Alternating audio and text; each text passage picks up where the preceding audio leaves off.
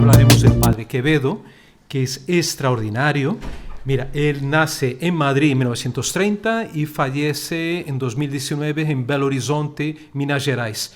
Yo estuve en el 2015 con él, ahora contaré más al final sobre el final de su vida. Fue a principios, creo, del 2019, cuando muere allí en Brasil, ¿no? El padre Quevedo, Óscar González Quevedo. Y entonces decidí, como yo ahora os contaré, porque yo le estimaba muchísimo, había sido, no puedo considerar exactamente un discípulo, pero sí un seguidor, iba a sus cursos, le hice varias entrevistas, participé con él de varias actividades, incluso de reuniones sobre fenómenos paranormales. Entonces le tengo muchísimo aprecio al padre Óscar González Quevedo Brusón.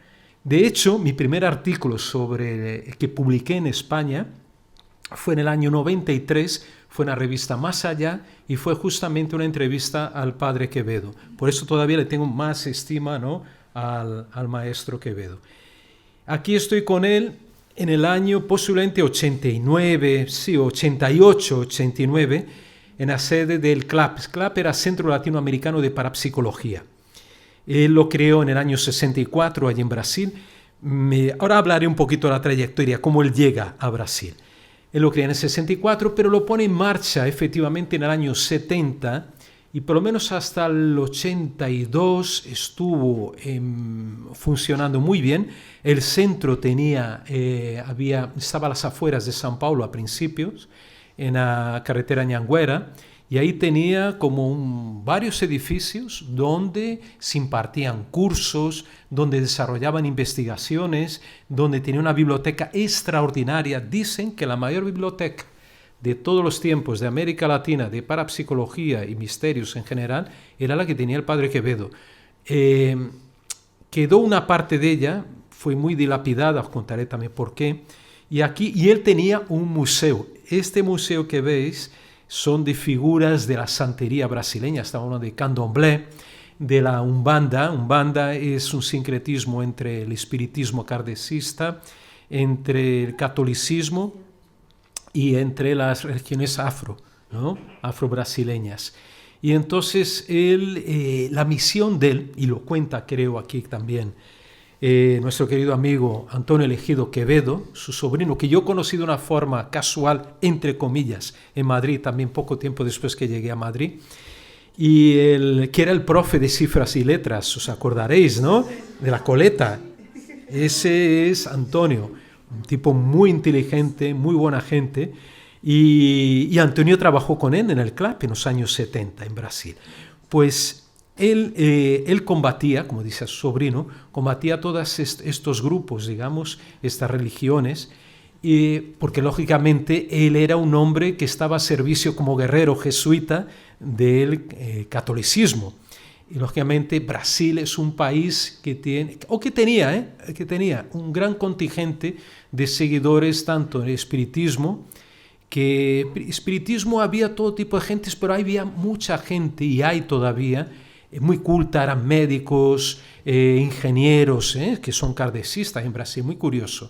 Mientras que, digamos, las otras religiones como la Umbanda y Candomblé ya sería para otras categorías sociales, digamos, gente más pobre, ¿no?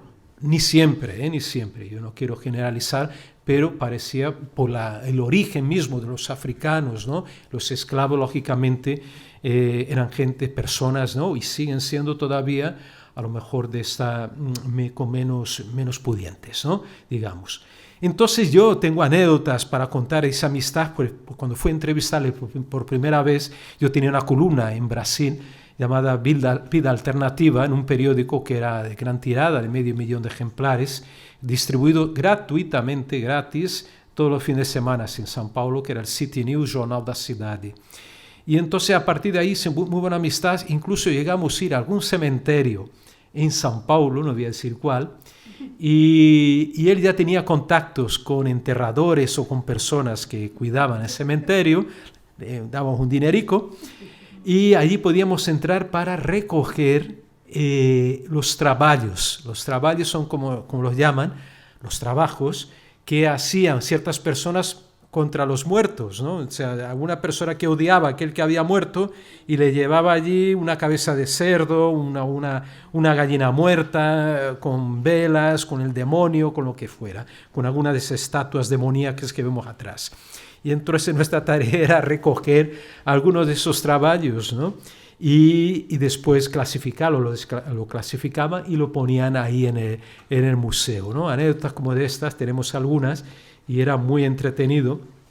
Lógicamente uno de los coveiros, de los enterradores, sí que tenía mucho miedo a todo esto y el hombre, no, yo me aparto de aquí, yo no quiero ni tocar esto, me da mucho miedo, ¿no?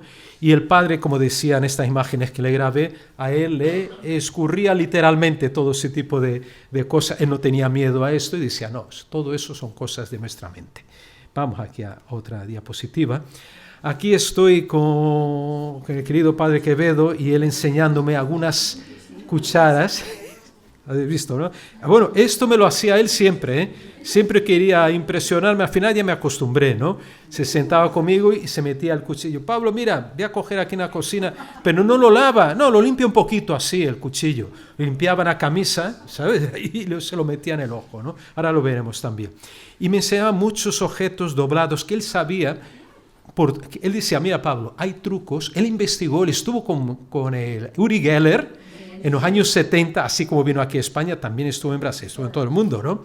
Y participó del debate con Uri Geller en plató, creo que de la televisión Globo, si no me equivoco, y él reprodujo lo que él consideraba trucos, pero atención, le decía, Uri Geller tiene poderes, pero no siempre se pueden hacer a su voluntad. Entonces es ahí que entraba el truco, la farsa, decía él, de Geller. Pero también decía que Geller podía instigar a partir de la televisión a otras personas a hacer ese tipo, no truco ya, de instigar el poder paranormal de cada uno de nosotros, y es lo que vimos aquí en España, en Brasil y en varios países. Y aquí yo creo que algunas de esas cucharas fueron dobladas aparentemente de forma honesta, digamos, por algunas personas que le remitieron o que él contactó o que contactaron con él y se las entregaron. Después hay otras fotos. Aquí esta era la sede del CLAP, que ya eran en Jabaquara, en el estado de Jabaquara, no estaban en Anguera porque le habían cerrado el CLAP, ahora os cuento, y aquí estaba haciendo lo del cuchillo, de ponérselo en el ojo de la secretaria del CLAP, creo que era Marcia, creo en aquel momento. Esto era así ya también 88, 89, ahí se dejaba. Yo no me dejaba, no me dejaba, no. Y ahora os contaré otra cosa también tremenda. Y aquí está el libro que fue motivo de que le cerraran el CLAP durante 6 años antes que los demonios volten, ¿no? Antes que los demonios regresen. Y parte de su biblioteca maravillosa, pues realmente era increíble esa biblioteca que tenía este hombre del CLAP. Y el libro más o menos decía que los demonios no existían tal cual contaban. Y claro, uno de los pilares de la iglesia, sabéis, es el demonio, la figura del demonio. Y no solo por ese motivo, por otros motivos más, su superior allí en San Paulo dijo, no, tú no vas a poder seguir hablando, no vas a dar más charlas, vamos a cerrar el CLAP, tu biblioteca, y no vas a poder hacer nada. Y además le pusieron de castigo como conductor del colegio San Luis de San Paulo para llevar a los niños en una combi, los llevaba él, era el chofer de la furgoneta, para llevarles cada día por la mañana y traerlos al colegio San Luis. Ese fue el castigo, pero él no era tonto y en ese periodo de esos 6 años escribió 6 libros, que los publicó después, que le levantaron las prohibiciones. Gracias también a un buen contacto de un cura, de un cardenal, ¿cómo se llamaba él? Arns, el cardenal Arns, que era un tipo muy popular en aquella época. Además se encaró también a la dictadura militar, Arns, con mucho riesgo en aquella época, y fue él que parece que intervino para que le levantaran toda esa serie de prohibiciones, y él volvió ya en el año 80, yo creo que fue en el 86 o 87, y yo un año después o 2, fue cuando lo conocí. Bueno, yo lo conocía de la televisión, pero fui a conocerlo personalmente. Estas son algunas piezas, estas imágenes las que yo tomé ya en el año 2000, creo que fue 2012, en el otro club, porque ya lo habían cerrado otra vez, el club de Jabaquara, y habían abierto otro en Sumaré, en otro barrio, también en una casa grande, muy bien, y ahí tenía su museo, ¿no? Con estas figuras, estos son muñecos vudús, manual do vudú para ser feito contra o. Y creo que el muñeco de la derecha fue uno que él me contó que una vez, creo que en los años 70, no sé si fue en Colombia, porque participaba en congresos internacionales, en Colombia unos diplomáticos colombianos fueron a hablar con él y estaban muy asustados y le enseñaron este muñeco. Y dijeron, mira, nos están haciendo el vudú con este muñeco, ¿qué hacemos? Entonces, tráelo para mí, que yo limpio todo esto y vosotros quedaros tranquilos. Y se lo llevó y lo expuso en el Museo del Club. Ahí está el muñeco un poco zurradillo, ya está un poco... esto es genial, esto es genial. Esto fue de las primeras cosas que me enseñó en su museo, el primero que yo conocí. Y este sapo, era un sapo que tiene la boca cosida. Pero, ¿qué tenía dentro la boca cosida? ¿O qué se suponía? Porque encontraron otro con las mismas características, lo abrieron y tenía una foto del padre Quevedo. Y claro, como él salía en televisión, era muy popular, salía en programas tipo el Mississippi, salía como equivalente, digamos, allí en Brasil, ¿no? Ese tipo de programas así muy populares, y él se peleaba con la gente, era muy, muy, muy vigoroso, ¿no? Y él, entonces, con espiritistas, con el candomblé, con curanderos, tal. Entonces, claro, le odiaba, no había una parte de población que lo odiaba, y le metieron ahí la fotica, ¿no? En varias ocasiones, ¿no? Y él se reía e incluso exhibía después en los programas, mira qué intentaron hacer, a mí esto me resbala, y hacía siempre así, ¿no? Me resbala, esto no me hace nada. Yo creo en otras cosas y mi mente está preparada para bloquear todo esto. Aquí están más muñequitos de estos, son simpáticos los demonios ahí de la candomblé. Aquí creo que fue en el 2012, cuando estuve allí en el club. Yo me imagino que hay tesoros ahí en el club. Debe haber, espero que no hayan desaparecido. Estas latitas que estáis viendo ahí son de películas que ellos rodaban, porque atención, el club tenía un grupo, él trabajaba, yo conocí porque yo frecuenté las reuniones de los miembros del club, que eran médicos, psicólogos, incluso llamé a un amigo mío, el profesor André Carneiro, parapsicólogo, y formó parte también durante una temporada, formamos para investigar casos, o por lo menos para comentarlos, los que traían los psicólogos, incluso colaboradores de todo Brasil, especialmente en São Paulo, Minas Gerais y Rio Grande del Sur. Y aquí hay casos increíbles, posiblemente no hayan sido todavía digitalizados, pero imágenes que habéis visto aquí para Cuarto Milenio las conseguí gracias a Antonio Elegido, que tenía estos carretes de 8 milímetros en su casa, estaban allí. Dije, Pablo, mira, yo le pregunté, ¿tiene? Sí, pero los tengo ahí medio abandonados. Pues tráelos que los voy a llevar al programa y a ver si los digitalizamos. Entonces se pudieron ver posiblemente por primera vez esas imágenes del padre exorcizando, ¿no? Digamos, no era él decía que él no creía en exorcismos como tal, ¿no? Decían que eso eran cosas de la mente humana, y quizás eso también le valió la reprimenda, ¿no? Por parte de sus superiores. Y él mismo hacía esos exorcismos, entre comillas, para intentar calmar a las personas. Y aquella chica era una adolescente. Esas son imágenes fuertes, ¿eh? No está aquí entero el carrete, el rollo de película, pero son imágenes fuertes porque primero no se dejan grabar, no se dejan, y el padre dijo, no, yo voy a grabar esto, voy a filmarlo, voy a pedir que me lo filmen, ¿no? Después había imágenes de la mujer de las agujas también inéditas, que no se habían exhibido en ningún programa, y eso lo recuperamos cuando fuimos a hacer el homenaje. Entonces ahí habrá verdaderos tesoros. Estas son piedras recogidas durante investigaciones de campo, que eran de poltergeist, lógicamente arrojadas a las casas de las personas, rompían. Bueno, allí hubo muchos casos de poltergeist violentos, que yo aquí ya hace muchos años, ¿no? Sol también y Piedes sabréis, ¿no? Que yo comenté el caso de aquella casa que se quemó entera, de la niña que le tiraba las piedras y comía y caía porquería en su plato de comida. Pues eso era muy común en Brasil, esos casos, ¿no?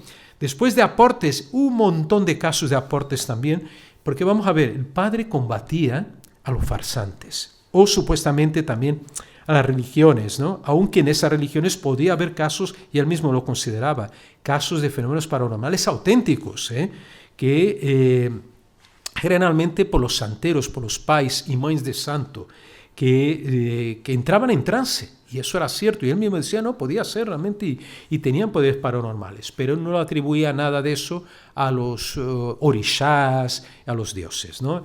Pero por otro lado, él sí sabía que existían los fenómenos reales, y cuando había algo real, él lo decía, y tenía su gente que lo investigaba. Materializaciones de relojes, había una tigela, ¿cómo se dice? Una de esto para comer las lechugas,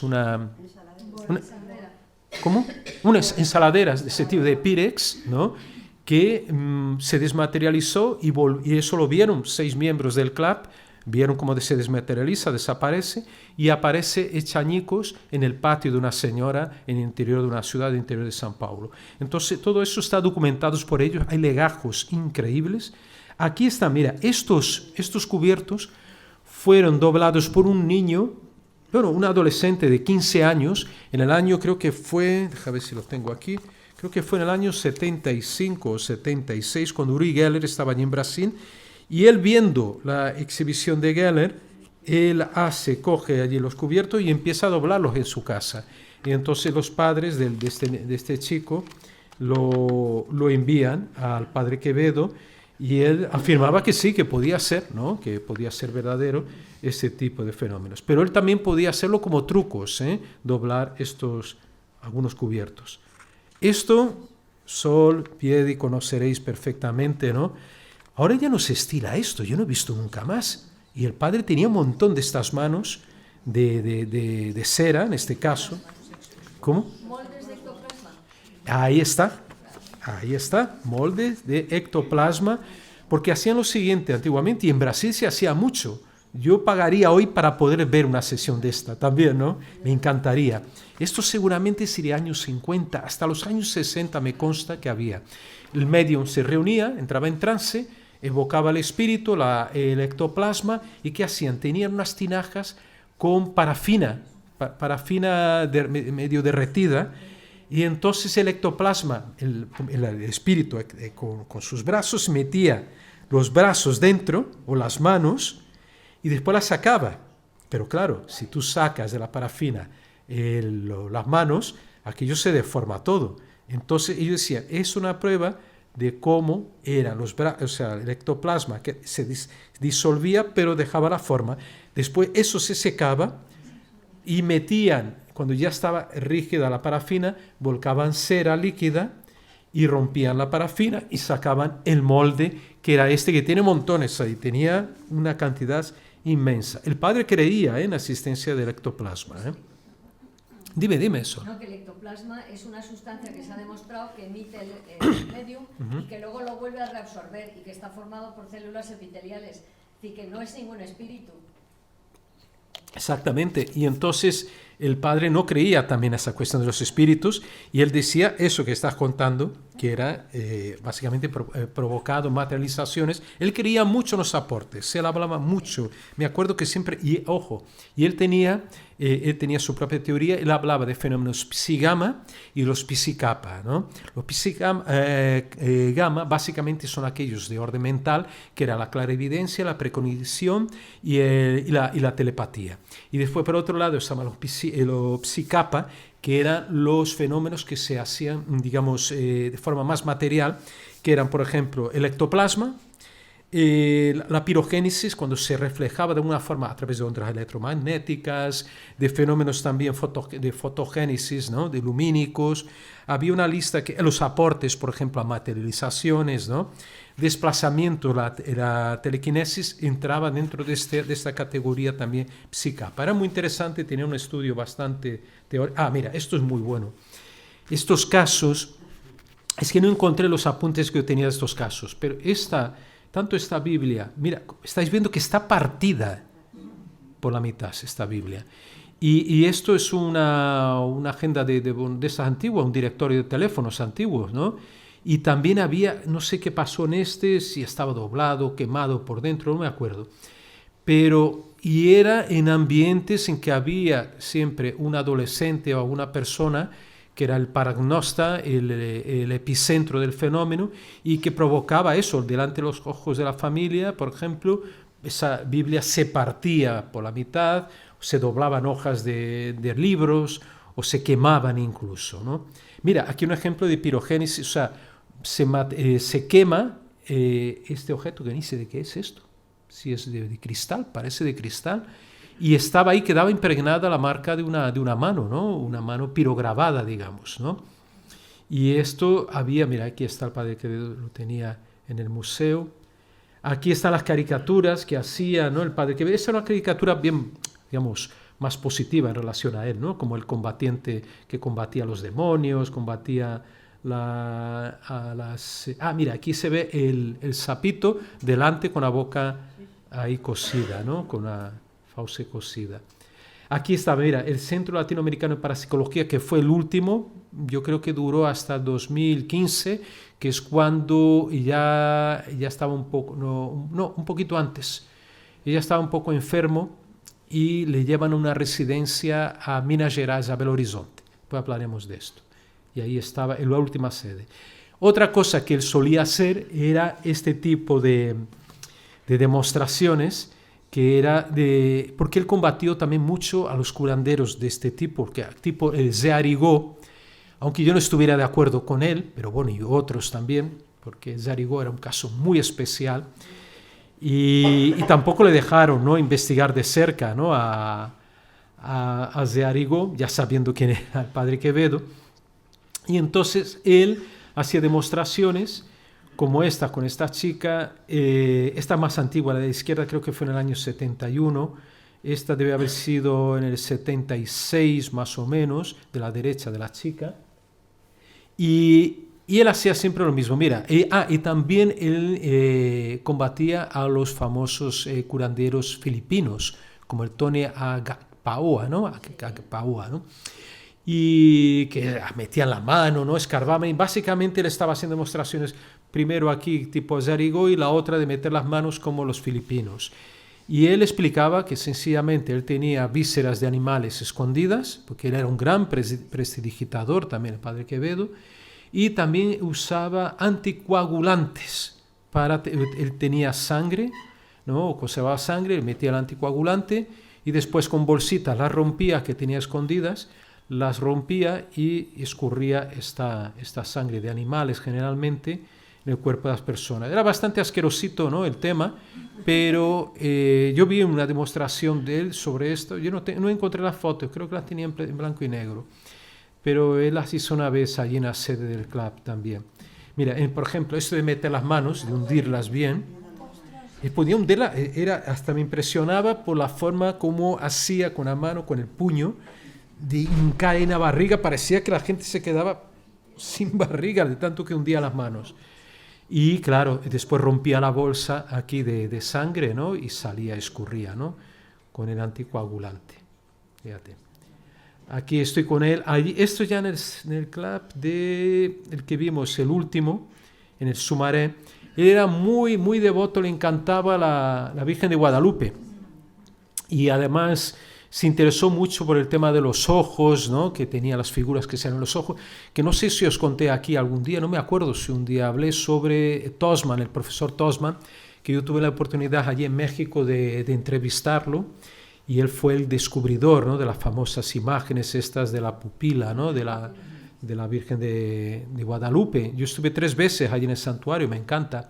Y el padre, él también discernía entre los fenómenos, él discernía entre apariciones y visiones marianas. Claro, sí, ¿no? Las apariciones, hombre, apariciones algo más serio para él, ahí entraba el fenómeno milagroso, y las visiones, lógicamente, personas que veían imágenes de la Virgen, que lógicamente para él no era un fenómeno milagroso. Pero él tenía, por ejemplo, él consideraba mucho la Pilarica, la Virgen de Pilar, y además por el hecho de que él consideraba un verdadero milagro lo que ocurrió durante la Guerra Civil, el famoso pilar que vemos dentro de la catedral y que protegió de alguna manera, ¿no?, la Virgen protegió del bombardeo o del ataque, digamos, republicanos el interior de la catedral, ¿no? de Zaragoza, ¿no? Y entonces él creía mucho en eso. Y además hay un detalle importante. Yo le grabé, no pude entrar con una cámara cuando fui a su residencia ya en el año 2015, que fue la última vez que lo vi.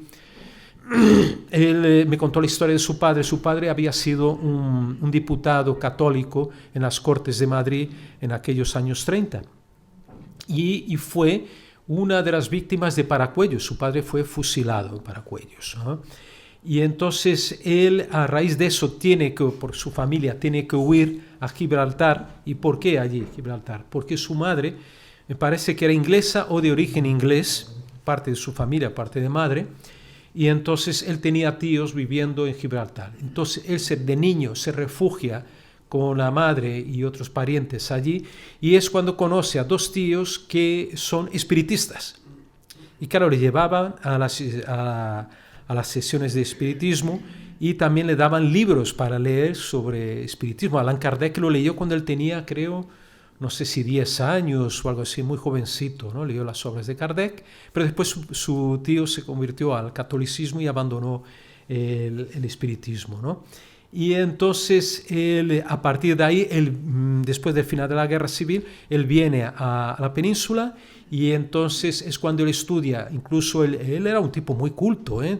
Estaba licenciado en psicología, teología y ¿qué más? Había otra cosa, y filosofía. Y para la Universidad de Comillas, y también después se va a Brasil en el año 58. Él ya era jesuita entonces, y en el 61 le ordenan sacerdote allí en Brasil. Él se va primero a Río Grande del Sur, estudia en la Universidad de Río Grande del Sur, después más tarde que se va a São Paulo, ¿no? Y entonces aquí le tenemos aquí a la derecha está, aquí está al contrario, claro.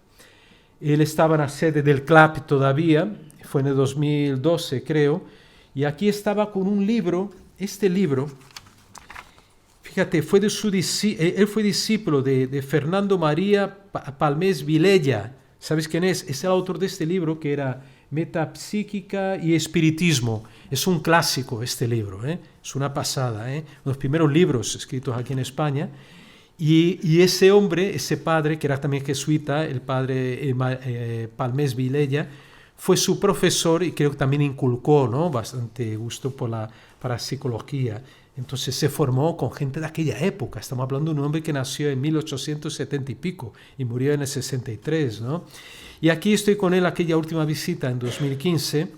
Ya estaba un poquito enfermito, ya estaba el padre, ¿no? Y aquí está Adilson Latini atrás, un querido amigo mío, ufólogo allí de Minas Gerais, de Belo Horizonte, y yo solo pude entrar allí gracias a una carta que me dio Antonio Egido Quevedo, porque no querían dejar entrar a nadie, porque incluso un periodista intentó entrar saltándose el muro de la residencia para intentar, porque no querían, de forma alguna, para intentar entrevistar a Padre Quevedo, pero le echaron. Yo le dije, Antonio, hazme una carta porque esta gente no me va a dejar entrar. Y entonces, sí, bueno, vengo de parte del sobrino, me dejan entrar y lógicamente no dije que era periodista, sino sí que me expulsarían. Y ahí me quedé con él en una salita junto con mi amigo Latini y ahí me estuvo contando algunos detalles de su vida. Le grabé con una grabadora, ¿no? Con el móvil. Aquí está él en su museo, también del club.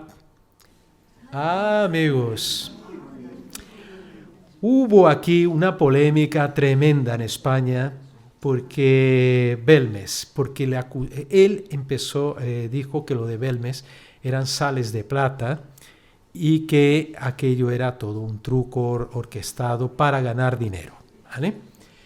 Y incluso él fue a Belmes, sí que fue, pero fue escoltado por la policía. Sí, porque querían agredirle y tal, y parece que él pudo ver. Yo no conseguí esta diapositiva, yo la conseguí, ya había fallecido él en el antiguo club, que sería ya el Centro Padre Quevedo. Yo investigué un poquito allí sus archivos y encontré esta diapos. Y efectivamente él me dijo que había estado en Belmes. Ahí está una foto de él. No encontré las diapositivas de él dentro de la casa, pero él decía eso y él reptaba a Germán de Argumosa y a Pilón, claro.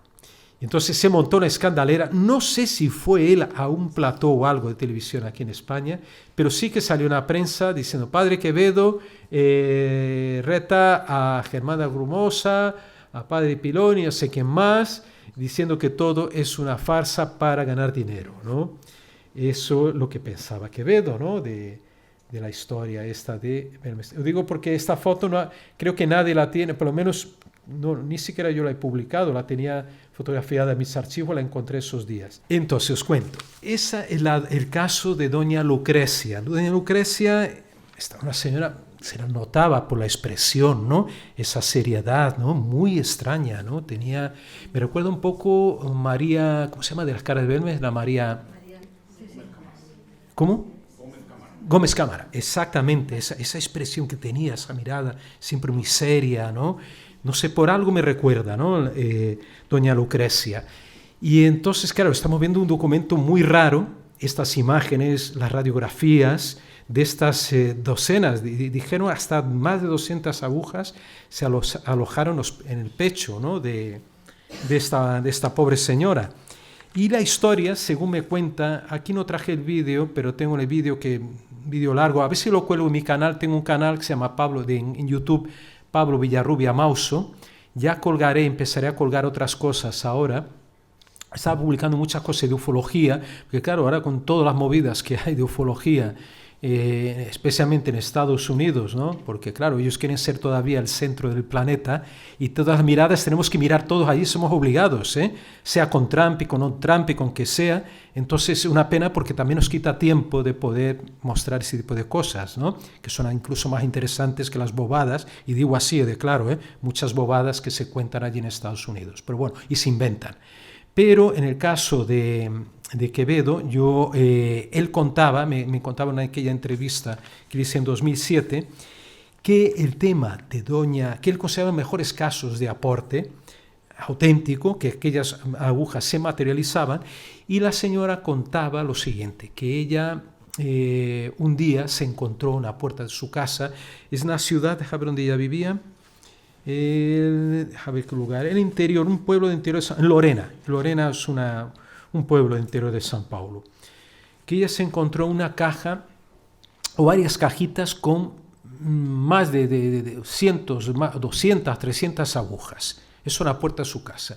Entonces ella lo atribuyó inmediatamente a una obra, un trabajo de brujería, que alguien que la odiaba de alguna manera y que le hacía algún tipo de embrujo.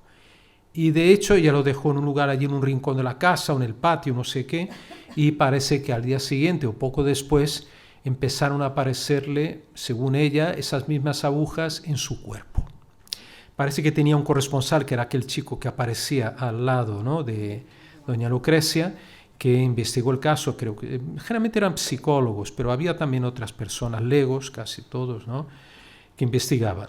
Y efectivamente, ahí hicieron las radiografías, verificaron eso, que estaban las agujas, como decía el locutor, que no sé si era Pedro Quevedo, el sobrino del que también estuvo trabajando en el CLAP en Brasil, que yo le entrevisté para Cuarto Milenio, que vive aquí en Sevilla. Se cree que él... Entonces que estas agujas de una forma fueron a parar de forma real, se materializaron dentro del cuerpo de esa señora. Y dice que no tenía riesgo porque estaban en el tejido adiposo, ¿no? Y que ahí posiblemente no le sangrarían, entonces, y que algunas estaban muy superficiales y se podían sacar, incluso empujando un poco la piel, podían sacar como se sacaron algunas que habéis visto ahí, ¿no? Aparentemente sin dolor para esta señora, que parece que estaba impávida ella, ¿no? Totalmente, ¿no? Entonces, fíjate, a lo que él me cuenta es algo muy curioso. Él busca, porque él buscaba siempre, él no quería que la gente potenciara sus poderes, ¿no? Paranormales. Al revés, decía que eso era un estorbo para las personas, y de la parte de las veces lo es, ¿no? Porque él creía que las personas no podían ejercer control sobre estos fenómenos, era su teoría, ¿no? Entonces, a partir de eso, él intentaba erradicar de alguna forma con su grupo de psicólogos. Él mismo era psicólogo también, se me olvidó de decir. El mismo psicólogo y su grupo de psicólogos y médicos que eran tratados por el CLAP. Había gente que venía a San Paulo o si eran personas muy pobres, muchas veces él mandaba a las personas al interior de San Paulo o Minas Gerais o Río Grande do Sul para hacerles tratamientos, ¿no? Generalmente era a través de sesiones de hipnosis, de relajación, les daba reports para que esas personas pudieran de alguna manera dejar de lado o no sufrir con ese tipo de fenómenos. Generalmente eran creencias en brujería y cosas de ese tipo. Entonces él me dijo, Pablo, en el caso de... Y yo le pregunté, ¿cómo? ¿Y esto terminó? ¿Se terminaron estos aportes? Sí, porque yo le sugerí a esta señora lo siguiente, que ella, como ella era muy creyente en la brujería, le dije, mira, tú vas a hacer lo siguiente, cuando vayas a acostarte, tú mentaliza que estas agujas que están dentro de tu pecho, que ellas salgan volando en dirección a esa persona que tú crees, ¿no? O a la supuesta bruja, tú si quieres, si no sabes cómo es, tú imagínate cómo es esa bruja y mándale las agujas que tú tienes en tu pecho, expúlsalas y mándala en dirección a ella, que se claven en el cuerpo de la bruja. Y tú estarás libre de esto. Y efectivamente, parece que fue así, que poco a poco fueron saliendo, o por lo menos asomaban esas agujas que tampoco estaban tan profundo, como decía él, como decía el locutor, decía que la creencia popular es que esas agujas entraban en el corazón de las personas hasta el punto de matarlas. Y eso no era cierto, eran más bien superficiales. Claro que no se veían por donde penetraban y de ahí que se creyera, ¿no? O por lo menos el equipo de Quevedo, de que eran aportes, eran materializaciones, porque no había rastro externo, ¿no? Señal externa de que esas agujas entraran en el cuerpo de esta señora y de otros casos.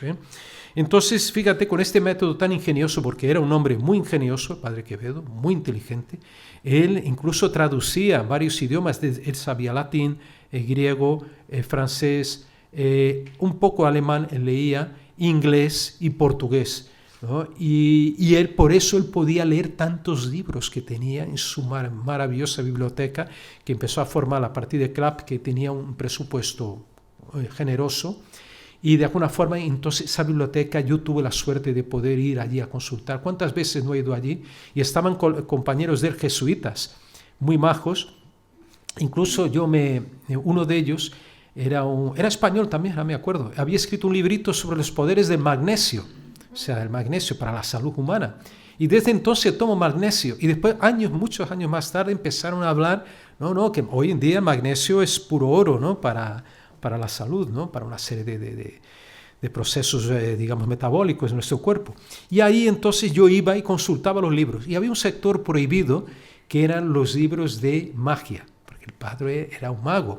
Hoy ya está todo por ahí casi en internet, es una pena. Y entonces muchas veces decía, padre, no, ese sector prohibido. Pero me guiñaba el ojo y dije, mira, coge uno ahí. Y ya está. Y me quedaba ahí y me llevaba a la mesa y leía. Entonces me leí muchas cosas allí. Él leía, tenía la capacidad de leer de 6 a 7 libros por día.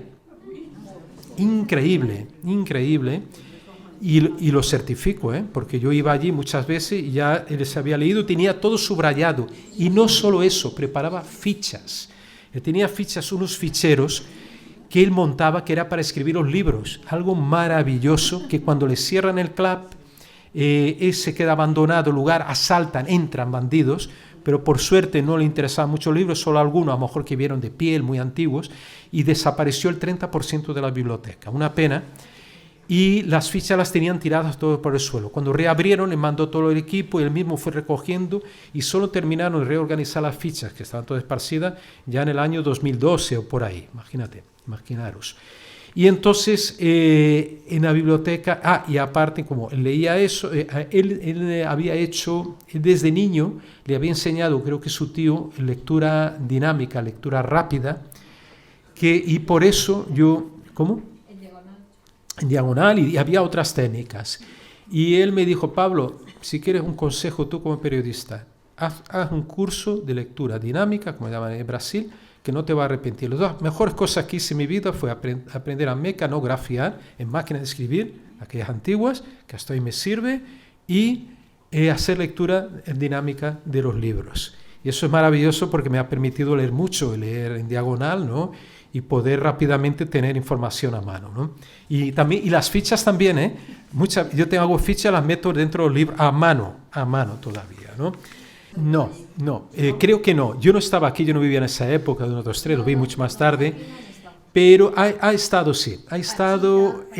Estuvo Tony Agapoa, Alex Orbito estuvo con Fernando Jiménez del Oso en los años 90, que yo acompañé a Fernando y ahí grabaron. ¿Sabes que le quitaron una cosa de aquí? Sí, claro. Hombre. Lo confesaba en privado. Sí, no, Fernando... Luego decía que aquello no existía. Sí, después decía que no. Pero muchas veces yo iba a la redacción de Enigmas y hablaba allí con don Fernando, así como Fernando me decía que él iba muchas veces, fue al Palacio Real a reunirse con la reina Sofía. Él y Juanjo iban siempre, eso me lo contaba Fernando, y que iban allí a hablar con ella. Sí, eso lo contaba en privado, ¿no? a nosotros. Dime. Sí. ¿Qué es el CLAP? Lo dije al principio, Centro Latinoamericano de Parapsicología. Latinoamericano de Parapsicología. Ahora si queréis entrar, yo aconsejo mirar la página, vamos a ver, no es muy completa, que es la página de Centro se llama Centro de Estudios Padre Quevedo. Busca así, Centro de Estudios Padre Quevedo. Y tiene una página web que tiene algún material. Yo creo que ellos han colgado, posiblemente que no lo verifiqué, algunos de esos vídeos que digitalizamos. Creo que están allí. Hay material interesante. No, él era una persona con firmes convicciones, era una persona muy rígida, pero al mismo tiempo muy divertida, hacía unas bromas tremendas, yo me reía mucho con él, ¿no? Con el padre Quevedo, y me acuerdo que aquella última visita, ya tengo grabada en audio, él recordaba mucho a su padre, eso sí, se le quedó clavado esa historia, claro, que el padre ha sido fusilado. Y él decía que sí, que él creía en los fenómenos paranormales. De hecho, fíjate, él me contó y yo intenté descubrir, pero no hubo forma porque no me dejaron ver la documentación. Yo pedí a mi amigo, el Addison Latini, que aparece ahí, mira, acércate allí y a ver si consigue los papeles que dejó, porque tenía su celda. Era muy pequeñito, no me dejaron entrar en su celda, pero él me dijo que no tenía mucha cosa y tiene unos pocos libros. Y entonces quería ver sus últimos papeles. Pero él me dijo que él escribía artículos, creo que en inglés o español, ahora no me acuerdo, para unas hermanitas en Alemania que le publicaban en un periódico que ellas editaban artículos de él sobre parapsicología, sobre historia de los milagros, artículo en general de sus memorias. A mí me hubiera encantado haber recuperado ese material. No he conseguido descubrir quién eran estas hermanas, ya que el material, vete a saber, se perdió posiblemente y solo sabe muy bien cómo es eso, ¿no? ¿Ves? Y allí por lo menos a Padre Quevedo, ¿pero por qué? Porque él luchaba contra el espiritista, y le venía muy bien a la iglesia en ese momento. Ahora yo creo que su papel ya no sería tanto ese. ¿Por qué? Porque ahora lo que ha ascendido está disminuyendo muchísimo. Este año estuve en Brasil y ve cómo hay todavía, pero hay mucho menos seguidores o tiendas. Eso lo veo por el número de tiendas de candomblé, de esos productos, ¿no? De candomblé, de umbanda, y lo que ha crecido mucho son los evangélicos. Hoy seguramente el padre Quevedo, si estuviera vivo, estaría peleando allí contra los evangélicos, ¿no?